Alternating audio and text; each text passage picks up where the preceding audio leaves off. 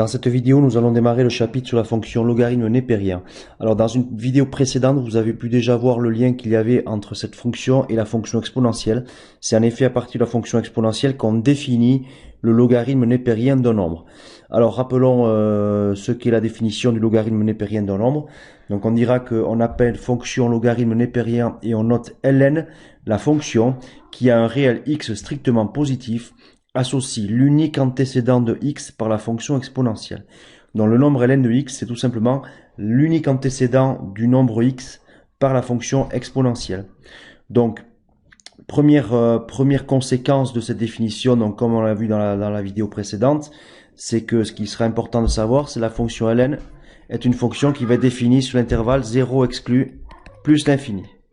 De plus, donc de par la définition, l'exponentielle de ln de x, à quoi ça va être égal? Donc on a dit que ln de x était l'unique antécédent de x par la fonction exponentielle, donc l'image de ln de x par l'exponentielle, donc e de ln de x, c'est égal à x.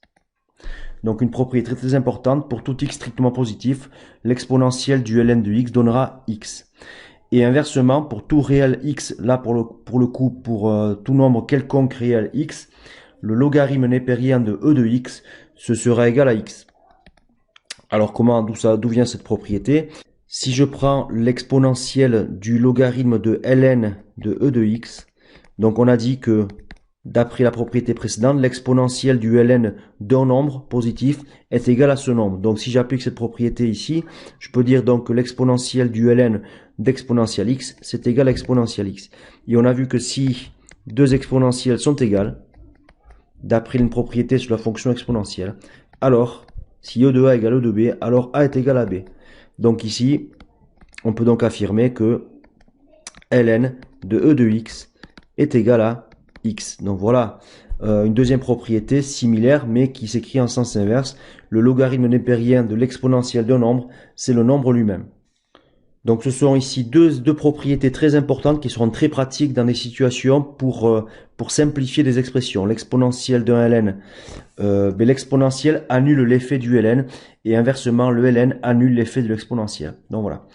Donc ensuite nous avons deux images particulières qu'il faudra connaître, le logarithme népérien de 1 et le logarithme népérien de e.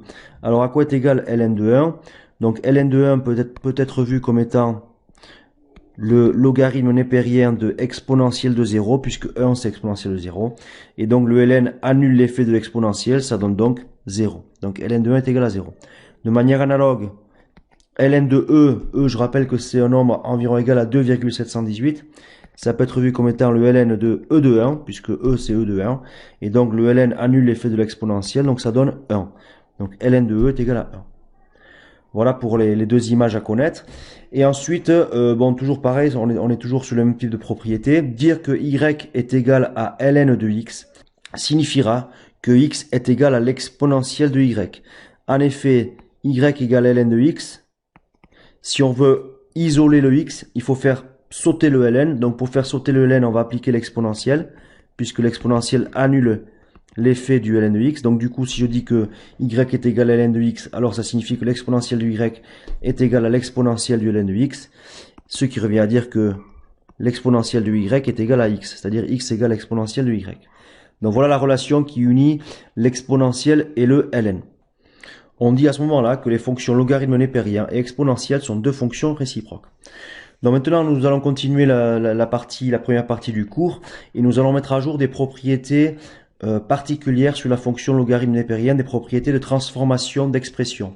Alors on va les mettre à jour à partir de l'exercice 1 qui est ici. Donc ce qu'on va faire, c'est que on va traiter question par question l'exercice.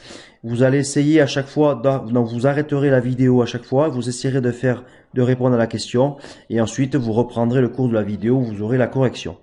Donc dans la première question de l'exercice 1, on demande de déterminer plusieurs quantités. Donc d'abord ln de e au carré, puis ln de e de 3, puis e de ln de 6, puis e de ln de 2, puis ln de 3. Donc stoppez la vidéo, essayez de déterminer la valeur de ces quatre quantités. Donc on reprend le cours de la vidéo. Alors ln de e au carré, donc on a vu que pour tout x, ln de e de x c'était égal à x, donc ln de e au carré c'est 2. Le ln annule l'effet de l'exponentielle. De même, ln de e de 3, ben, ln de e au cube, ça va donner 3 aussi. Ensuite, l'exponentielle de ln de 6, alors c'est le contraire ici, mais encore une fois, on a vu aussi un peu plus haut que pour tout x positif, exponentielle de ln de x est égal à x. Donc exponentielle de ln de 6, c'est égal à 6.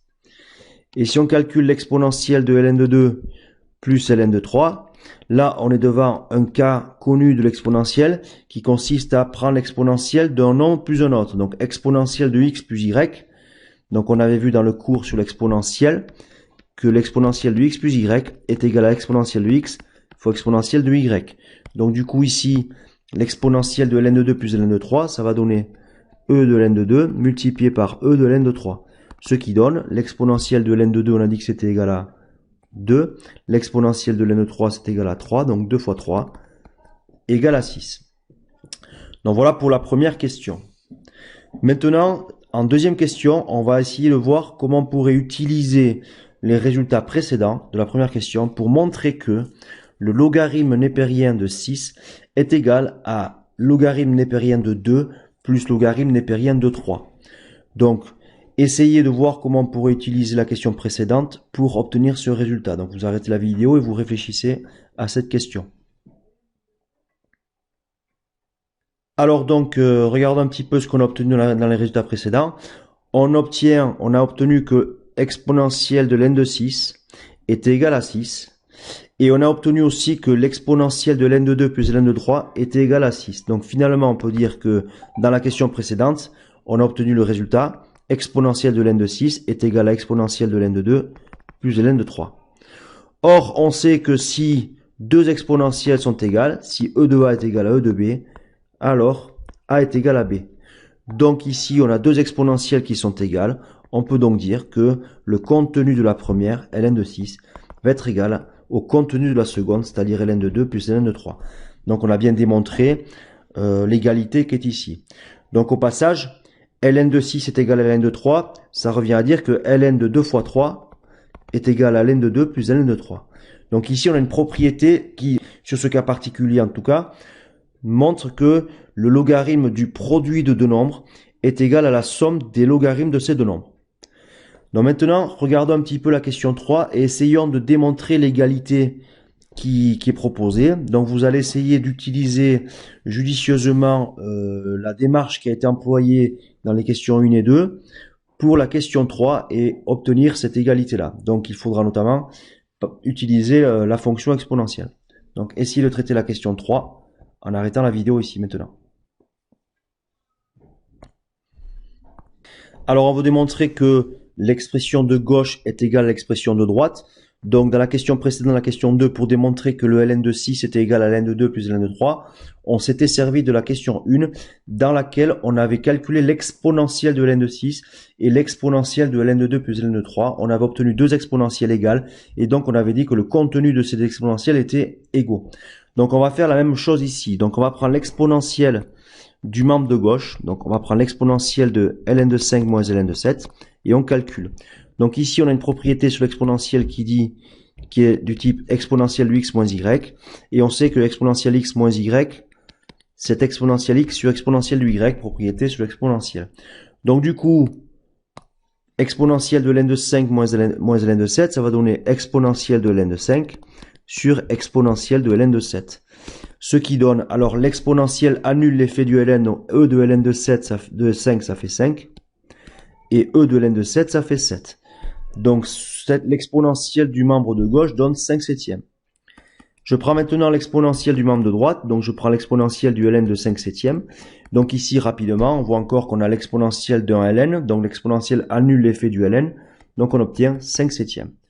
Donc du coup, on a, comme dans la question précédente, deux exponentielles égales. L'exponentielle de ln de 5 moins ln de 7 qui est égale à l'exponentielle de ln de 5 septièmes. Donc du coup, le contenu de ces exponentielles sont égaux. Donc on peut dire que le ln de 5 moins ln de 7 est égal à ln de 5 septièmes. Donc c'est ce qui était demandé. Donc ici, on constate que on a le logarithme d'un quotient qui donne la différence des logarithmes. Donc du coup, on a des propriétés qui vont être mises à jour grâce à ces petits exemples. Donc on va donner les propriétés algébrique concernant la fonction logarithme népérien. Et ensuite, ce que vous ferez, c'est que dans un exercice, l'exercice 1, vous démontrerez chacune de ces propriétés ci-dessus en utilisant les propriétés de l'exponentielle. Donc il suffira de reprendre la démarche, de montrer que les expressions qui sont de part et d'autre de l'égalité ont la même exponentielle, et à partir de là, vous pourrez démontrer qu'elles sont égales. Donc du coup, d'une manière générale, pour tout réel A et B strictement positif, une propriété importante dit que le logarithme d'un produit est égal à la somme des logarithmes. Donc ln de a fois b, c'est égal à ln de a plus ln de b. Ensuite, ln de 1 sur a, le logarithme de l'inverse d'un nombre, sera égal à l'opposé du logarithme. Donc ln de 1 sur a sera égal à moins ln de a. ln de a sur b, donc le ln d'un quotient, sera égal à la différence des ln de a moins ln de b. Le logarithme de la racine carrée d'un nombre, ln de racine carrée de a, sera égal à 1 demi de ln de a. Et pour terminer, pour tout entier, le logarithme de a puissance n sera égal à n fois le logarithme de a. Donc voilà les propriétés qu'il faudra apprendre et retenir concernant le logarithme népérien, et vous les démontrerez dans cet exercice 1. Vous appliquerez également ces propriétés dans l'exercice 2, où on vous demande en première question de simplifier des expressions. Donc utilisez judicieusement les propriétés algébriques qui sont données ci-dessus pour réduire les expressions proposées. Et en question 2, on vous demandera de montrer une égalité entre deux expressions. Là aussi, il faudra mettre à profit une des propriétés ou plusieurs propriétés algébriques.